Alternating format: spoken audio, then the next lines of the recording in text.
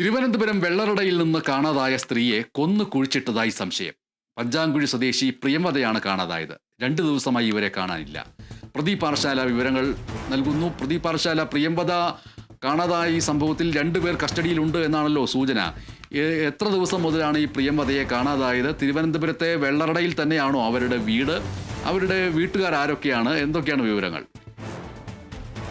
കഴിഞ്ഞ 2 ദിവസമായി ഇത്തരത്തിൽ വെള്ളറടയിൽ കാണാതായ വീട്ടമ്മയുടെ മൃതദേഹമാണ് അയൽവാസിയുടെ വീടിന് സമീപത്ത് കണ്ടതായി സമീപത്തെ ഒരു വീട്ടമ്മ തന്നെ വെള്ളറട പോലീസിനോട് പറഞ്ഞത്. സംഭവവുമായി ബന്ധപ്പെട്ട് ഉടൻ തന്നെ 2 പേരെ വെള്ളറട പോലീസ് കസ്റ്റഡിയിലും എടുത്തിട്ടുണ്ട്.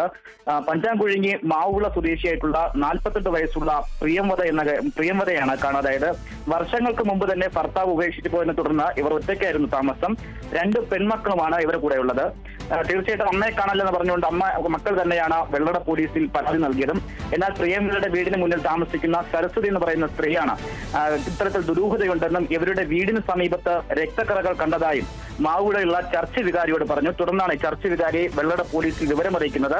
വെള്ളറട പോലീസ് സംഘം സ്ഥലത്തെത്തി പരിശോധിക്കുകയും വലിയ തരത്തിലുള്ള ദുരൂഹത തന്നെ കണ്ടെത്തുകയായിരുന്നു. തുടർന്നായിരുന്നു 2 പേരെ കസ്റ്റഡിയെടുത്ത് അവരെ ചോദ്യം ചെയ്ത് വരികയാണ് നിലവിൽ. ആ ചോദ്യം ചെയ്യലിൽ നിന്ന് മാത്രമേ ഇനി മറ്റുള്ള വിവരങ്ങളിലേക്ക് ഈ വാർത്ത വികസിക്കുകയുള്ളൂ. എന്തായാലും പ്രിയമതയുടെ വീടിൻ്റെ പരിസരത്ത് നിന്ന് കണ്ട രക്തക്കറയാണ് ഈ ഒരു തിരോധാനത്തെ ദുരൂഹമാക്കി തീർക്കുന്നത്. 2 ദിവസമായിട്ട് പ്രിയമതയെ കാണാനില്ല. പെൺമക്കൾ നൽകിയ പരാതി, ഒപ്പം തന്നെ അവിടെ കണ്ട രക്തക്കറകൾ എന്നിവയെല്ലാം സംശയത്തിലേക്ക് കാര്യങ്ങൾ നീക്കുകയാണ്. തിരുവനന്തപുരം വെള്ളറടയിൽ നിന്ന് കാണാതായ സ്ത്രീയെ കൊന്നു കുഴിച്ചിട്ടതായിട്ട് സംശയം വന്നിരിക്കുന്നു.